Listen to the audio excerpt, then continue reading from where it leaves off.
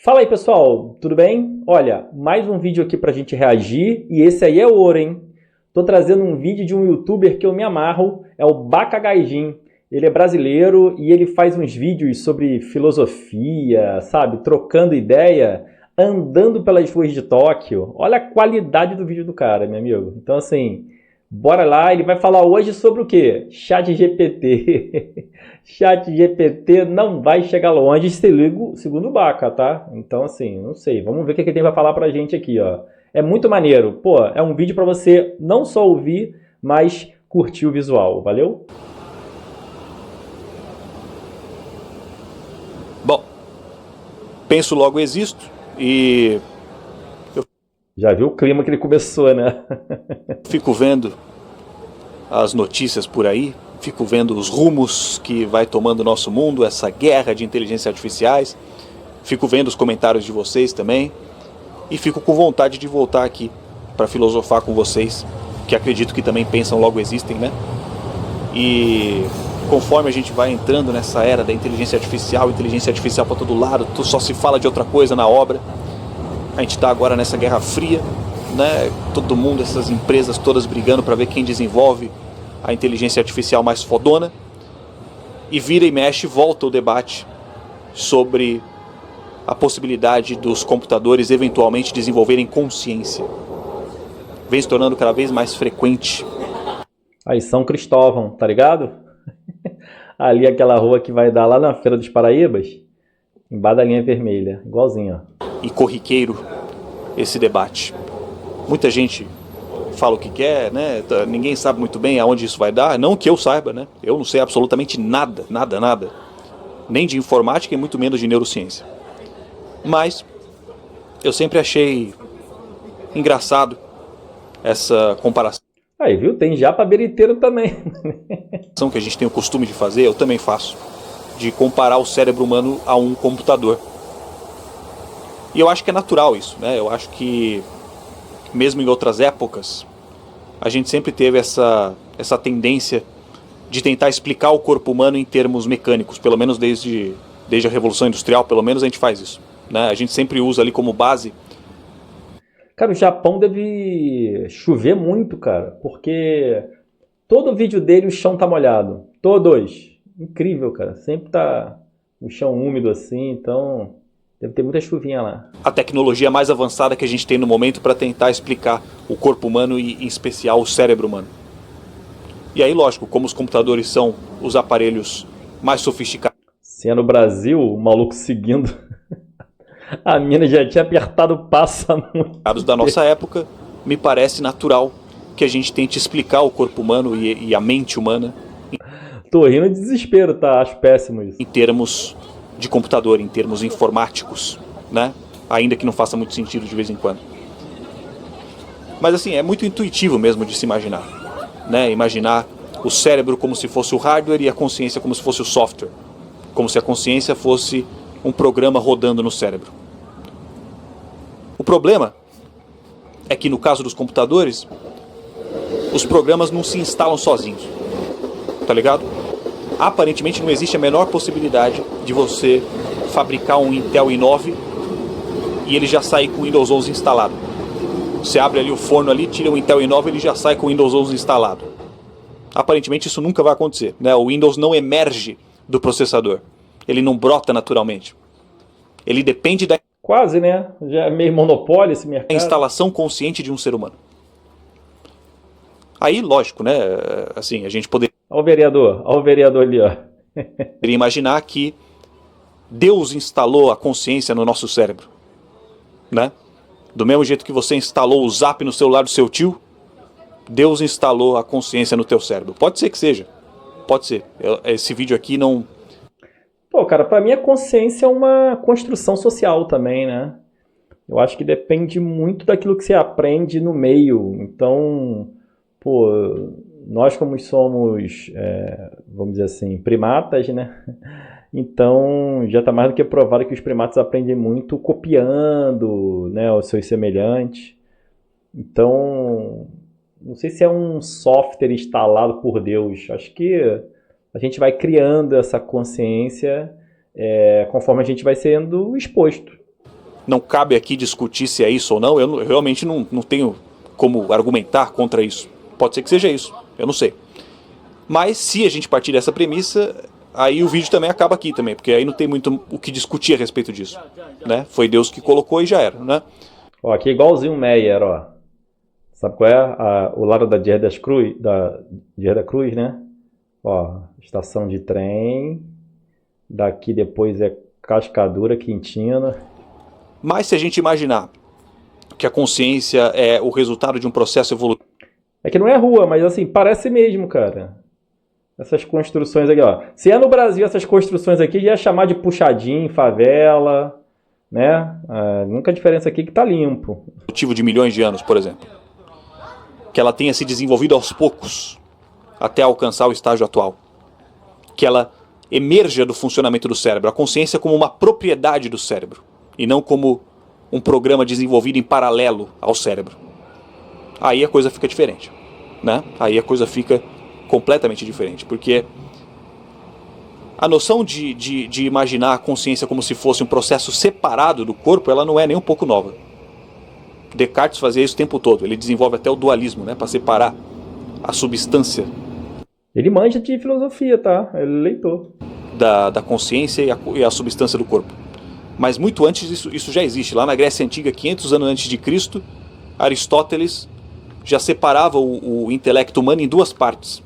A parte passiva e a parte ativa. A parte passiva do intelecto, para Aristóteles, era responsável por interpretar as informações recebidas pelos órgãos do sentido.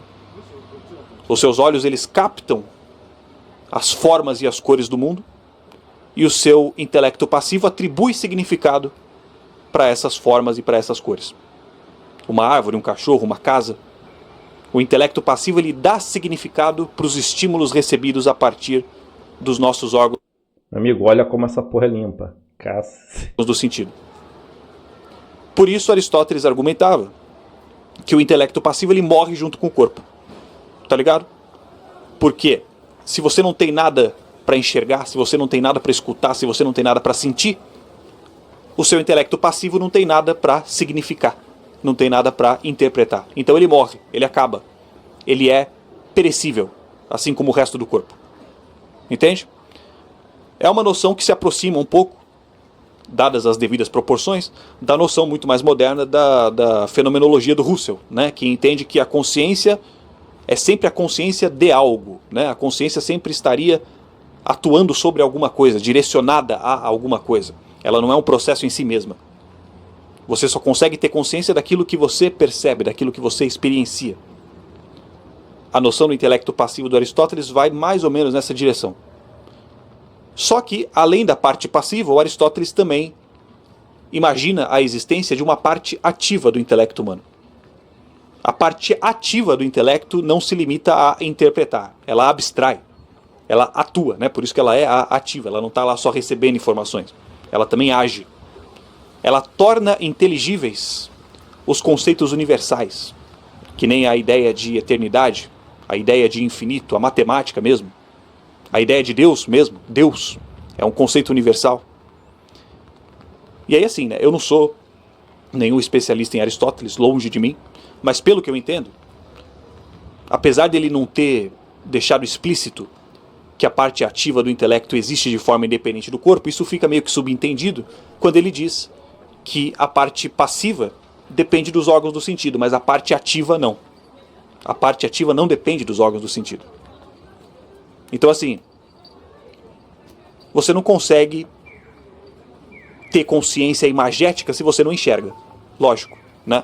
Uma pessoa que nasceu sem enxergar, naturalmente não vai pensar em termos de imagens. Ela vai pensar em termos de sons, em termos de cheiro, de sensações outras que não as produzidas pela visão. Lógico. Isso é uma coisa que perguntam muito, inclusive. Caraca, uma coisa que corta meu coração é que o meu pai tem um bar, né? Então, quem trabalha em bar, conversa com muita gente. Ele tinha um amigo que era do Instituto de Cegos, né? Da UFRJ. Fica perto do bar dele.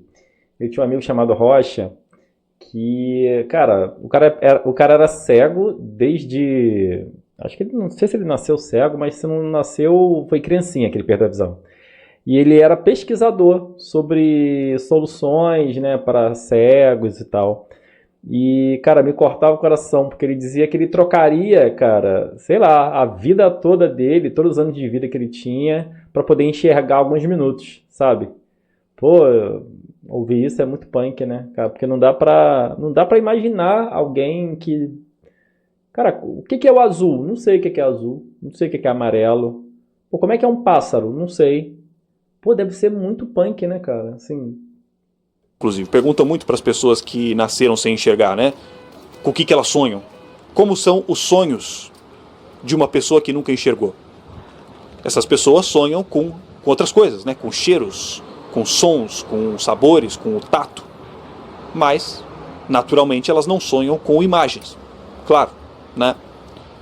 Agora, mesmo sem nunca ter enxergado na vida, uma pessoa consegue abstrair a noção de eternidade tão bem quanto alguém que enxerga, entende? Ela consegue resolver problemas matemáticos tão bem quanto alguém que enxerga. eu já tive um professor cego, mané. Ele era bizarro, ele escrevia no quadro, tá? Ele ia escrevendo assim no tato. Às vezes ele dava mole que ele não... A próxima linha, por exemplo, de uma expressão, ele não conseguia botar na linha de baixo. Ele acabava escrevendo uma linha em cima da outra. Ninguém falava nada, né? Porque, pô, o cara tava se esforçando ali, né? Pô, ele era muito... Ele dava aula de álgebra abstrata. Acho que tem a ver, né? Porque, pô, mesmo ele sendo cego, isso não impedia dele de imaginar as soluções matemáticas. Muito sinistro, muito sinistro. Ela consegue... Inclusive os amigos malvados falaram que viam ele de rolê lá em Caxias, que ele tinha namorada lá, ele pegava o busão e ia, cego, atrás de mulher. entender a noção de Deus tão bem quanto alguém que enxerga. Porque a abstração, segundo essa visão do Aristóteles, não depende de nenhum órgão do sentido. Então, ainda que você não enxergasse, ainda que você não sentisse cheiro, ainda que você não escutasse, ainda que você não sentisse gosto, não tivesse tato, ainda assim você conseguiria calcular quanto que é 2 mais 2 na sua cabeça. Aí, ó, tá vendo? Porque essa faculdade, segundo Aristóteles, não depende de nenhum órgão do sentido. A álgebra abstrata é uma das mais difíceis, cara, do curso de matemática. E o cara mandava bem pra cacete, era um dos melhores professores, pô, sabe? Muito maneiro. E muito maneiro que ele conseguia ter uma vida social, né? Como eu disse, ele pegava o ônibus, desbravava, tinha namorada, ia na casa da namorada. Você enxergando não pega ninguém, né, mano? O Aristóteles baseava todos esses argumentos, todo o sistema filosófico do Aristóteles é baseado nas observações que ele fazia. Ele dissecava ali os corpos e aí ele ia identificando, né? Beleza, esse aqui é o órgão responsável pela visão, esse aqui é o órgão responsável pelo olfato, pela audição, mas ele nunca encontrou em corpo nenhum o órgão responsável pela abstração. Por isso, Aristóteles chega na conclusão, por fim, de que o princípio ativo do intelecto não tem base material. Tá ligado? E se ele não tem base material, diferente da parte passiva, ele provavelmente não morre junto com o corpo. Entende? E é justamente daí... Meu Deus. Isso é punk, hein? Caraca, mané. Black Mirror total, né? Tu pode morrer e teu intelecto e parar em algum... Inclusive tem um episódio do Black Mirror sobre isso, né? Que você consegue pegar tua consciência, né? Aí eles vão um pouquinho além. Eles não fazem essa divisão que o Baca fez, mas tu pegar tua consciência e botar num chip, num dispositivo, uma Alexa da vida, né? E ela virar um assistente, só que da sua consciência. Então você não precisa nem mandar o assistente fazer as paradas. Ele já sabe, tipo assim, pô, uma vez por semana o Luiz tá afim de comer um pãozinho na padaria. Ele já sabe mais ou menos a hora de apagar a luz. Ele sabe quando tem que fazer compra. Cara, aí é um assistente que é você próprio, né? E aí tem toda uma discussão ética se é o certo, né? Você aprisionar uma réplica da sua consciência para ser tua escrava, praticamente, né? Bem bizarro. E que se origina a noção de alma imortal no cristianismo. Tomás de Aquino, lá na Idade Média, traduz essa noção de intelecto ativo do Aristóteles para a noção de alma racional, que é a alma imortal dos A bicicleta. Tem cadeado não, mané. seres humanos. Aliás, é por isso que na filosofia do Tomás de Aquino se acredita que os outros animais não têm alma imortal, os outros animais não vão para o céu, não vão para o paraíso. Porque os outros animais teriam só a parte passiva do intelecto, que é a que depende dos órgãos do sentido. Então ela morre junto com o corpo. Entende? Caraca, daí que vem então essa parada que animal não tem alma, né? Caramba, mano. Na filosofia do Tomás de Aquino, a alma dos animais morre junto com o corpo. Eles não têm a parte ativa, que seria supostamente a imortal. O problema é que nem eu falei, né, o Aristóteles Ele chegou numa rua sem saída, disfarçou malzão e voltou. ele baseava todos esses argumentos dele nas observações que ele fazia, né? Só que, lógico, né, na época de Aristóteles, ele não tinha as mesmas ferramentas, os mesmos métodos de observação que a gente tem hoje. Então, acabou que na parte biológica, na parte natural da coisa, ele errou quase tudo, tá ligado? Aristóteles errou um monte de coisa. Eu tinha um amigo matemático que falava isso, que Aristóteles era um merda. Que a teoria deles, as teorias erradas dele, né, pô, quase matou uma porrada de gente, quase matou o Galileu, né, que, pô, centenas de anos depois descobriu que o planeta Terra é que gira em torno do Sol, né, então, vamos dizer assim, quebrou o heliocentrismo e quase que a igreja matou ele, né, e a igreja seguia a teoria de Aristóteles, então, pô, esse meu amigo esculachava o Aristóteles. Na parte biológica. Ele acreditava, por exemplo, que a função do cérebro era resfriar o sangue. Ele tratava o cérebro como se fosse um órgão secundário, tá ligado? Um órgão meio que sem importância, assim. E, aliás, talvez seja por isso, justamente, que ele não encontrou na anatomia humana um órgão que fosse responsável pela capacidade de abstração. Bizarro, né, cara? Porra, o cérebro é só um ventilador. Ele encontrou, né? Ele viu o órgão, tava ali o órgão, mas ele errou na função do bagulho. Ele subestimou o cérebro, né? Ele achou que o cérebro tinha uma função diferente. Ele não relacionou o cérebro com o intelecto. E hoje a gente já está cansado de saber que o cérebro é o principal órgão relacionado à inteligência, à percepção e provavelmente à consciência. O fato é que, pro bem ou pro mal, essa interpretação e todas as outras do Aristóteles influenciaram todo o pensamento ocidental, até hoje, mesmo que indiretamente. Né? Lógico, alguns séculos depois de Aristóteles, logo se descobriu Casevide, ó, a Casevide japonesa. As relações do cérebro com a inteligência, com a mente. Pichação, mané, algum brasileiro passou. Mas, depois disso, Tomás de Aquino ainda renasce, ressuscita Aristóteles ali, e a partir daí o pensamento de Aristóteles passa a pautar toda a cultura ocidental de forma que está impregnado no nosso senso comum. Aristóteles é, de longe, o pensador mais influente do Ocidente. Todo o senso comum ocidental é extremamente pautado pela filosofia, pelo pensamento de Aristóteles, mesmo que indiretamente, mesmo que você não saiba nem quem é o cara. Aqui na Ásia, a coisa já tomou um outro rumo desde o começo. Os antigos hindus, os pensadores hindus, os indianos, lá para 800 Madureira, ó, calçadão de Madureira. anos antes de Cristo, eles já estavam relacionando o cérebro, a memória, ao pensamento, à percepção. Até hoje em dia ainda tem muitas culturas aqui na Ásia, principalmente as que são influenciadas pelo hinduísmo, pelo budismo, que são as religiões de origem indiana, que as pessoas nessas culturas elas entendem que o ser humano tem 6 órgãos do sentido ao invés de 5. Porque a mente também é considerada um órgão do sentido, assim como a visão e a audição. Tá ligado? Da mesma Interessante isso, hein, cara? Pô. forma que os olhos percebem as formas e as cores e produzem o que a gente entende como sendo a visão, o cérebro percebe as ideias, percebe os pensamentos e produz o que a gente entende como sendo a mente. Tem um aforismo bastante conhecido no Zen, inclusive eu já falei essa frase em vários outros vídeos, eu acho, que diz assim, né, que acreditar que os pensamentos se formam dentro da cabeça é como acreditar que os sons se formam dentro do ouvido. Porque se entende, desde o começo, que Da mesma forma que não é possível enxergar sem os olhos ou de escutar sem os ouvidos, também não é possível pensar sem o cérebro. Já se entende desde o começo que existe uma base material no pensamento. Tá ligado?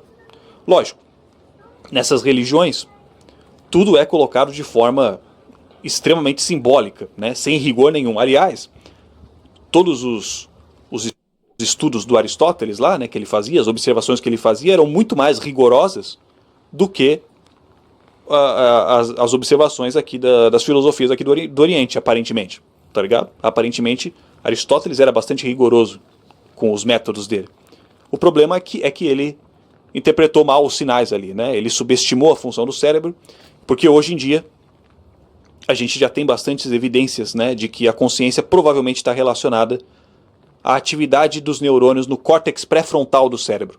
O córtex pré-frontal é a parte do cérebro que administra as funções que a gente geralmente considera as mais importantes do cérebro. Quando a gente pensa nas funções do cérebro, a gente geralmente está pensando nas funções do córtex pré-frontal especificamente. Pensamento complexo, personalidade, tomada de decisão, né? Por isso que essa parte do cérebro provavelmente é a que está mais relacionada ao processo da consciência. Consciência pode significar um monte de coisa, né? Quando eu falo de consciência aqui nesse vídeo, eu estou me referindo especificamente à capacidade de se identificar como um sujeito pensante. Quando você sabe que pensa, tá ligado? Penso, logo existo. Eu sou, eu tomo decisões. Eu planejo antes de agir. A consciência nesse contexto está relacionada à experiência do eu enquanto uma entidade que antecede o próprio corpo. O eu que antecede o próprio corpo. É difícil dizer com certeza se outros animais experienciam algo parecido com isso, né? O que parece evidente, parece bastante seguro afirmar, é que se eles experienciam algo parecido com isso, não é tão forte quanto na gente. Tá ligado? É muito fácil da gente humanizar os outros animais e atribuir a eles consciência, quando na verdade o que acontece é o contrário. É o contrário. A gente se identifica muitas vezes com o comportamento dos outros animais, mas não porque eles são conscientes como a gente, e sim porque a gente não é tão consciente quanto a gente imagina, ou quanto a gente gostaria. Ainda mais quem tem pet, né, cara? Quer pensar que o bichinho é consciente, tem até uma sincronia de pensamento com o dono. Tá ligado?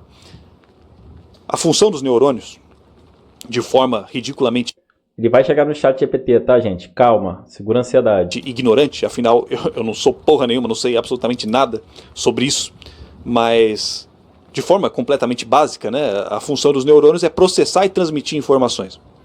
Processar e transmitir informações. Nosso cérebro está o tempo todo mapeando os estímulos internos e externos recebidos pelo resto do corpo, principalmente pelos órgãos sensoriais. E aí, a partir dessas informações que ele recebe, ele envia instruções em resposta a esses estímulos, dependendo das necessidades que os neurônios identificam ali no corpo. Os neurônios, eles recebem sinais das células sensoriais, processam esses sinais, transmitem impulsos elétricos em resposta a esses sinais, comunicam-se entre si, os neurônios, e liberam, por fim, os neurotransmissores, quando necessário, para estabilizar o organismo, dependendo da situação. Tá ligado? Toda essa atividade é inconsciente. Inconsciente. Você não escolhe tremer quando você sente frio, você não escolhe suar quando você sente calor, você não escolhe gritar quando você se assusta, você não escolhe rir quando você vê algo engraçado, você não escolhe chorar quando você vê algo triste. Você não precisa de consciência para fazer nada disso, para sentir nada disso. É tudo mecânico, automático. É químico e elétrico. É tudo químico e elétrico. Quase todos os outros animais, pelo menos os mais complexos, os que possuem um sistema nervoso central, também apresentam esses processos em algum nível. O cachorrinho também se assusta, também chora, também demonstra alegria, também demonstra tristeza. Mas, assim como a gente, ele não precisa de consciência para fazer nada disso. Aliás, muito pelo contrário. Muito pelo contrário. Quando você já tem consciência de que você vai tomar um susto, você não se assusta. Quando você já conhece a piada, você não acha graça. Entende? Todas essas sensações que a gente compartilha com os outros animais não tem nada a ver com consciência. Nada a ver com consciência. Até o girassol, que é uma planta, que nem cérebro tem, ele gira em direção ao sol para absorver o calor com mais facilidade. Não existe consciência nenhuma nisso, né? É um processo puramente químico. As substâncias químicas ali do miolo do girassol são atraídas pelo calor do sol e ele se movimenta em direção a ele, que nem um ímã, né? Não existe vida no ímã, não existe consciência no ímã. Ele só se une porque são as leis da física, as leis da química, ou seja lá o que for. Entende? A consciência ocorre depois disso. Depois do susto, quando você se olha no espelho e diz para você mesmo: eu me assustei. Eu, e não outra coisa. Isso é consciência. Isso é consciência. E que nem eu falei, né? A gente não sabe até que ponto outros animais possuem esse discernimento. O que a gente... E é isso que o neuromarketing faz, né? Ele conhece o que estimula o nosso cérebro, o que nos movimenta, e faz parecer ainda que é consciente, só que não é. Quando a gente tem uma reação ruim, quando a gente tem um impulso de comprar, quando a gente não consegue sair das redes sociais, tudo isso é impulso, gente. A nossa consciência depois explica o que aconteceu, mas é tudo impulso, né? É tudo inconsciente. A gente pode afirmar com certeza é que, se é que possuem, não é tão forte quanto na gente. E a razão pela qual isso acontece com a gente, e a gente não tem certeza absoluta disso ainda, mas provavelmente está relacionado à quantidade de neurônios presentes no nosso córtex pré-frontal. Os elefantes têm um cérebro gigantesco. Inclusive, eles são um dos animais mais inteligentes da natureza. Vai chegar o ChatGPT, calma. Né? E vocês sabem que os elefantes eles têm mais neurônios no cérebro do que a gente. Sabia disso? O cérebro do elefante tem mais neurônios do que o cérebro humano. Sim, mas o elefante é inteligente, bicho. Só que a gente tem muito mais neurônios no córtex pré-frontal do que qualquer bicho da natureza do planeta Terra. Qualquer bicho. Então, por mais que os elefantes tenham mais neurônios no número total, a gente tem mais no córtex pré-frontal. E isso... Eu acho que o córtex pré-frontal é a parte mais nova do cérebro que evoluiu de maneira mais recente, né? Isso mostra que talvez o nosso cérebro é o que esteja evoluindo mais rapidamente comparado a outros animais, né? Isso nos leva à noção de que, provavelmente, a consciência é um processo que emerge da atividade de uma determinada quantidade de neurônios no córtex pré-frontal do cérebro. Porque, olha só, né, que nem eu falei, a função dos neurônios, de forma bastante ignorante, é processar e transmitir informações. É mapear o corpo humano e reagir caso algo esteja fora do normal. Tudo isso inconscientemente. A partir do momento em que você tem uma quantidade tão grande, mas tão grande de neurônios no córtex pré-frontal, bilhões e bilhões deles, mapeando as condições internas e externas do corpo, e ainda assim sobram outros bilhões de neurônios que não tem mais o que mapear, o que começa a acontecer? O que começa a acontecer? O que esses neurônios que sobram começam a fazer? Eles começam a mapear a própria atividade. Aparentemente, a gente tem uma quantidade tão extraordinária de neurônios no córtex pré-frontal que quando não tem mais nada para ser mapeado, eles passam a mapear o próprio mapeamento. Eles começam a fazer uma análise da própria análise que eles fazem. O problema é que esse é um processo diferente de todos os outros. Vocês entendem isso? Porque o neurônio ele só faz isso. Ele só mapeia. Então tudo que ele pode fazer é mapear o mapeamento. Não, entende? É mecânico ainda assim, mas ao mesmo tempo é uma mecânica diferente. Porque para mapear o ambiente e o organismo, os neurônios eles contam com as informações que são recebidas pelos outros órgãos. Né? Existe um diálogo... Caraca, hein? Que isso, Baca? Linear, entende? A informação viaja de um ponto para outro de forma linear. Da pele para o cérebro, dos olhos para o cérebro e assim por diante. Não era ChatGPT o vídeo, não? Tava crente que tu ia, pichar o ChatGPT. Agora. Eu acho que ele vai falar de toda essa complexidade do cérebro, da consciência, para falar... Para de achar que o ChatGPT vai dominar o mundo, amigo. Porra. Quando o cérebro passa a se autoanalisar, aí acaba a linearidade. É um processo recursivo, retroativo. É o cérebro se debruçando sobre o próprio cérebro. Igual uma massa de pão, que você abre e depois estica por cima dela própria, e depois abre de novo e estica por cima dela própria outra vez. Tá ligado? É que nem quando você quer observar os seus próprios olhos. O que você precisa fazer quando você quer olhar para os seus próprios olhos? Você precisa se olhar no espelho. Você precisa projetar a sua imagem no espelho para conseguir, por meio do teu aparelho ocular, analisar visualmente o seu próprio aparelho ocular. Entende? Aparentemente, o excedente de neurônios que a gente tem no nosso córtex pré-frontal, quando eles passam a analisar a atividade dos próprios neurônios, eles se projetam para fora.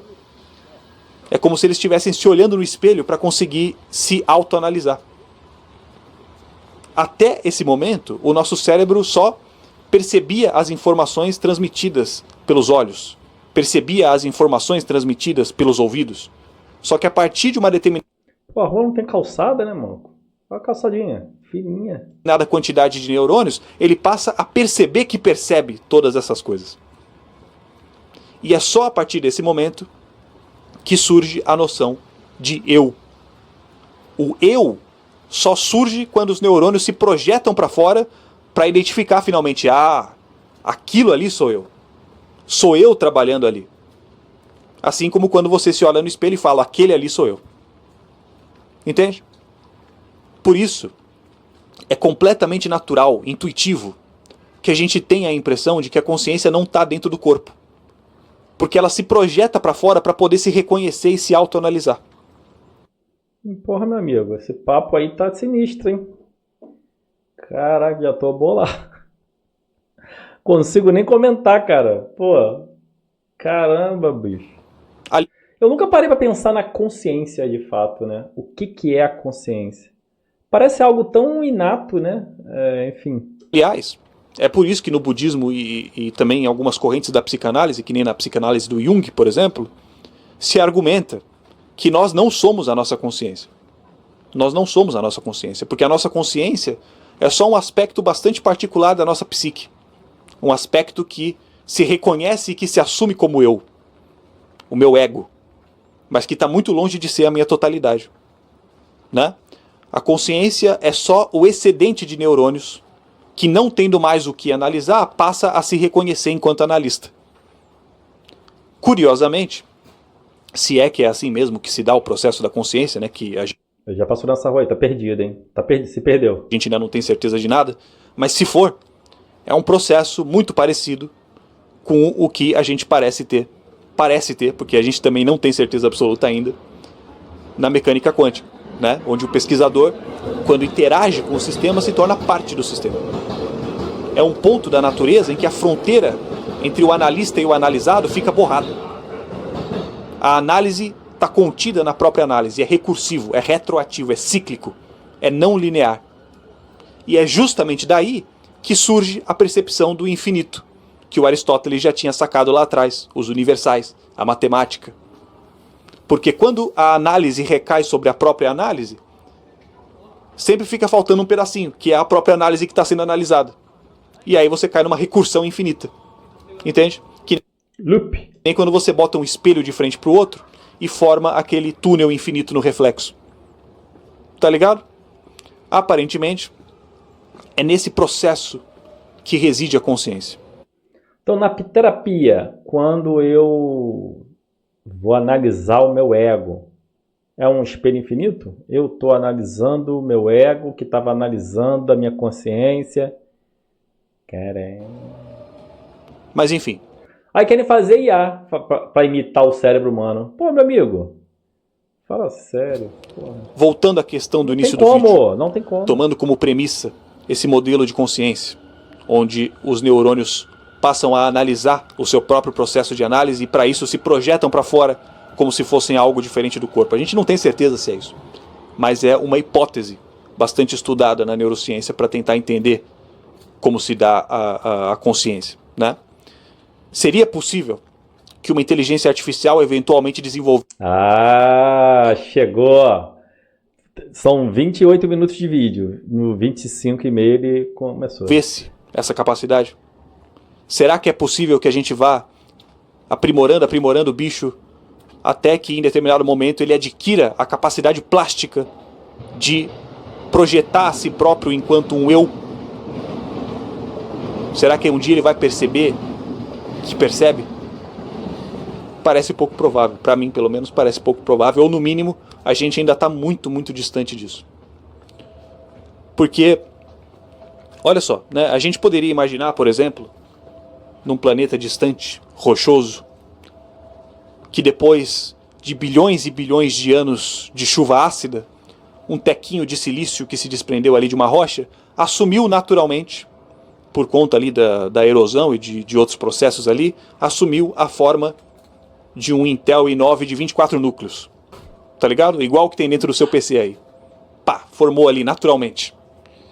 E aí, esse Intel i9 ficou ali boiando numa sopa eletrizante ali, por mais alguns bilhões de anos, até que, um dia, as descargas elétricas, numa chance de 1 em 1 quinquilhão, produziram no Intel i9 a sequência exata de estímulos equivalente ao código-fonte do Windows 11. Já pensou? Já pensou? O bagulho se instala sozinho. Qual é, pô? As chances de algo assim acontecer são ridiculamente baixas, para não dizer impossíveis, né? E aqui a gente está falando só de um processador e um sistema operacional, que não é nem um computador inteiro, quem dirá uma inteligência artificial. Eu tô gostando, mas virou papo de maluco. O que eu quero dizer é que, provavelmente, existe muito mais chance da gente encontrar outras civilizações humanas do que um Intel i9 de 24 núcleos com Windows 11 instalado que se formou sozinho em outro planeta. Tá ligado? A chance da gente achar outro ser humano é maior do que achar um negócio desse. Talvez a gente esteja desenvolvendo cada vez mais a nossa tecnologia para perceber, no fim, que biologicamente já é a maneira mais eficiente de se produzir a consciência. Mas essa é só a minha brisa e eu não sei de porra nenhuma. Inclusive... Cara, eu acho que esse papo tá muito relacionado à biologia do corpo humano, né? Por mais que a gente esteja falando aqui de filosofia, mas a gente está falando de consequências biológicas. E é diferente, né, cara, de artefatos tecnológicos, enfim. Achei meio brisa mesmo, tá, Baca? Achei meio brisa mesmo, mas, enfim, no mínimo é divertido pensar nisso. Inclusive, desculpa aí se falei alguma merda. Espero que vocês tenham entendido alguma coisa. Espero que tenham gostado. E é isso aí, rapaziada. O rolê é o mais maneiro, né? O rolê é o mais maneiro. Pô, aí, ó, o visual. Mas é isso aí, galera. Espero que vocês tenham curtido aí a brisa. Um vídeo diferente, né? Queria apresentar o Baca pra vocês. É um youtuber aí que eu me amarro. Então, quando eu tô a fim de dar uma relaxada, pensar em coisas diferentes, é uma boa pedida. Valeu? Se inscreve aí no canal. Um abraço, até a próxima. Valeu!